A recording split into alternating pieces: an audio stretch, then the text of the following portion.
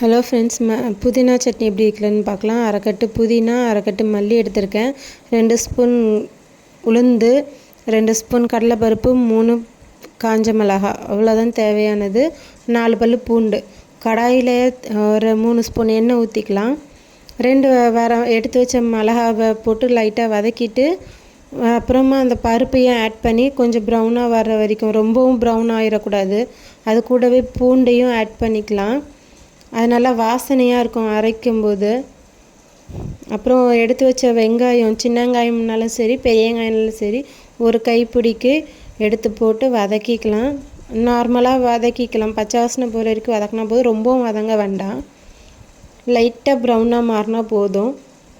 வதக்கிட்டு அது ரெடி ஆனதும் மல்லி புதினாவை போட்டு ஆட் பண்ணிக்கலாம். அதை வதக்குனதுக்கப்புறமா அது கம்மியாயிரும். அதுக்கப்புறம் உப்பு போட்டுக்கலாம்.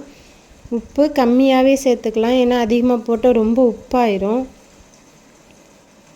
பார்த்து போட்டுக்கலாம். அப்புறமா அதில் தண்ணி இருக்கும், லைட்டாக இருந்தது அப்படின்னா அது வத்துற வரைக்கும் லைட்டாக கிளறி விட்டுக்கலாம். அப்புறமா நல்லா ஆற வச்சு மிக்ஸி ஜாரில் ஆட் பண்ணிக்கலாம். நம்ம ஆட் பண்ணி நல்லாயிருக்கும். அந்த பருப்பு உளுந்தும் நல்ல மொறுமொறுன்னு அரைச்சதுக்கு அரைச்ச அந்த டேஸ்ட்டு சாப்பிடும்போது நல்லாயிருக்கும். அந்த டேஸ்ட்டு ட்ரை பண்ணி பாருங்கள் ஃப்ரெண்ட்ஸ். அரைச்சி இப்போ ரெடி ஆயிடுச்சு. இப்போ இட்லி ஊற்றி எடுத்துக்கிறேன். நான் டிஃபனுக்காக ரெடி பண்ணேன். அதை நீங்களும் ட்ரை பண்ணி பாருங்கள் ஃப்ரெண்ட்ஸ். ரொம்பவே நல்லாயிருக்கும். எங்கள் பிள்ளைங்க கூட கேட்டு வாங்கி சாப்பிட்டாங்க. நீங்களும் இதை ட்ரை பண்ணி பார்த்துட்டு எப்படி இருக்குன்னு கமெண்ட் பாக்ஸில் கமெண்ட் பண்ணுங்கள் ஃப்ரெண்ட்ஸ்.